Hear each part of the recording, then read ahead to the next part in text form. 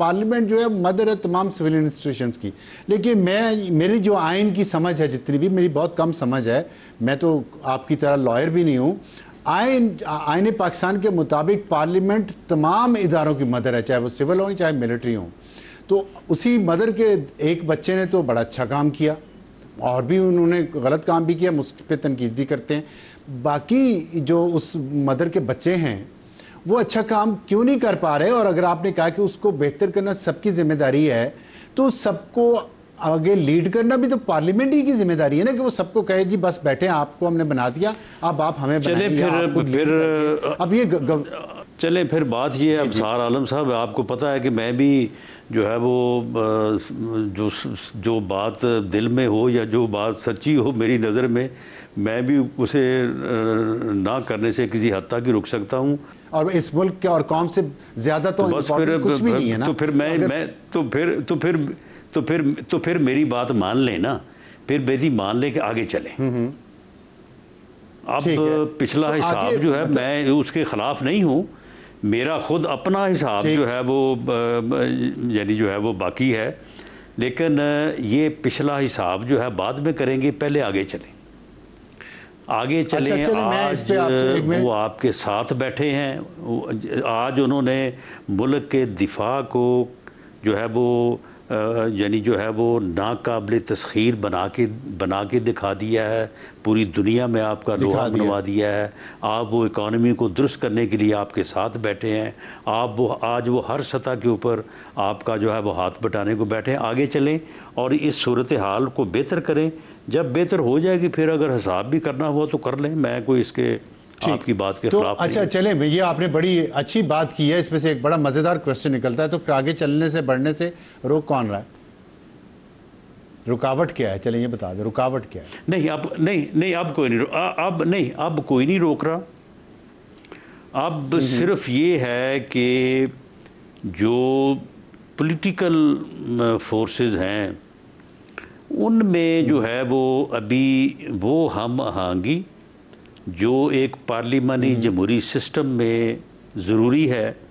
जिस तरह से कहा जाता है कि अपोजिशन और ट्रेजरी जो है वो गाड़ी के दो पहिए हैं, तो वो ख़राबी जो है वो 2011 से शुरू हुई है, आज 25 हो गया, 14 साल वो एक तरफ से या एक साहब की तरफ से जो है वो नहीं जो है वो दुरुस्त हो रही। आज भी जिस दिन बजट पास हुआ है, वज़ीर आज़म साहब जो है वो उनकी अपोजिशन की सीटों पे गए हैं, उनका शुक्रिया अदा किया, हालांकि उन्होंने कोई तवाबन नहीं किया, उन्होंने जो उस दिन तकारीर की हैं वो आपके सामने हैं। तो वज़ीर आज़म ने उनसे कहा कि देखें, इस मुल्क की बेहतरी के लिए, for charter of economy, for charter of democracy, parliament की बेहतरी के लिए हमें बैठना चाहिए, हमें बात करनी चाहिए। तो इसमें तो जो आपने बात की है इसके ऊपर जी आपने फरमाया कि पिछला भूलना चाहिए, आगे चलना चाहिए। आपने अपनी ज़ाती बात भी की, मैं इसकी तारीफ़ करता हूँ कि आप पिछला सारा कुछ भुला के आगे बढ़ना चाह रहे हैं, ये जज्बा होना चाहिए सब में। तो क्या इसमें हुकूमत पीटीआई मुज़ाकरात इसमें ज़ाहिर एक चीज़ है, या हुकूमत पीटीआई हाइब्रिड निज़ाम मुज़ाकरात एक चीज़ है? ये बताइएगा इस सिलसिले में क्या जो ये ख़बरें आ रही हैं कि नवाज शरीफ इमरान खान से जेल में जाके भी मुलाकात कर सकते हैं, तो अभी फिर आपका बयान आया शायद कि नहीं, वो नहीं जाएंगे, वो नहीं बात करेंगे, तो फिर रुकावट तो हुई ना कि अभी पिछली बातें भुलाई तो नहीं जा रही, इसका मतलब है? नहीं, रुकावट देखें, बात यह है कि क्या वज़ीर आज़म ने जो अपोजिशन को 3 दफ़ा यानी पिछले 1.5 माह में 3 मरतबा उन्होंने पब्लिकली जो है वो ऑफ़र किया है कि आएँ, बैठें, बात करें और पॉलिटिकल इश्यूज़ को जो है वो बैठ के रिज़ॉल्व करें, 3 दफ़ा। तो क्या ये मियाँ नवाज शरीफ की अप्रूवल के बगैर ही उन्होंने कह दिया है? मियाँ नवाज शरीफ की अप्रूवल से कहा है। लेकिन अब इस किस्म की बातें बनाना कि जी वो जेल जाएंगे, जी वो वहाँ पे जाके लाइन में लग के जी उनसे मुलाकात, ये तरीका तो नहीं है। मियाँ नवाज शरीफ हमारे लीडर हैं, वो इस मुल्क के सीनियर तरीन सियासतदान हैं, उनके मतलब इस किस्म की सोशल मीडिया कैंपेन चलाना कि जी वो जेल के जाके बाहर खड़े हैं गेट के बाहर के जी मेरी मुलाकात करवा दें, ये क्या तरीका है?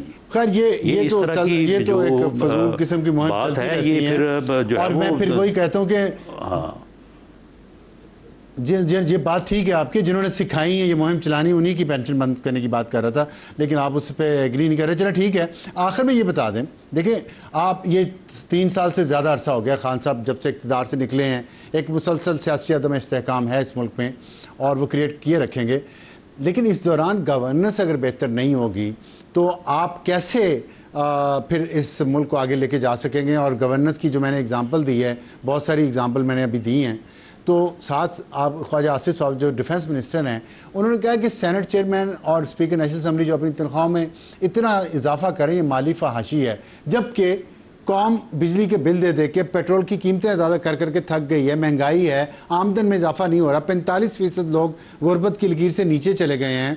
इस वक्त इतनी तनख्वाहें बढ़ाना सिम्बॉलिकली मुझे बताएं और वज़ीरों मशीरों की ये मुनासिब है?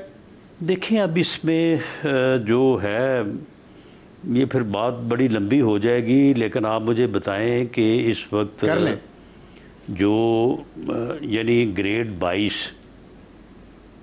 यानी पार्लियामेंटेरियंस का और अपना जो है वज़रा का जो है वो यानी उनका प्रोटोकॉल में ग्रेड 22 के बराबर उनका स्टेटस बनता है। अब इस वक्त जो हमारे ऑफिसर्स ब्यूरोक्रेट ग्रेड 22 में वो क्या ले रहे हैं, जो स्पीकर का प्रोटोकॉल में चाहे सेनेट चेयरमैन का, प्रेसिडेंट का, वज़ीर आज़म का, चीफ जस्टिस का या चीफ जस्टिस साहबान का, दूसरे अदारों के सरबराहान का जो स्टेटस बनता है वो क्या ले रहे हैं। तो अब फिर इसमें जो है वो बात अगर की जाए तो इसमें फिर सभी का जो है वो जिक्र आ जाता है, जो कि मैं समझता हूँ कि मुनासिब नहीं है। देखिए ना, अगर पार्लियामेंटेरियंस की तनख्वाह जो है वो नहीं, सुन लें, अगर पार्लियामेंटेरियन की तनख्वाह जो है वो पिछले 9 साल नहीं बढ़ाई गई, अपडेट नहीं की गई, तो अगर अब अपडेट की गई है तो आप ज़रा देख लें कि क्या वो वाकई बाकी सबसे ज़्यादा हो गई है। मैं अभी भी आपको ऑफिसर्स और उनके सरबराहों की तनख्वाहों आप उनको ज़रा मालूम कर लें तो अभी भी फ़र्क है।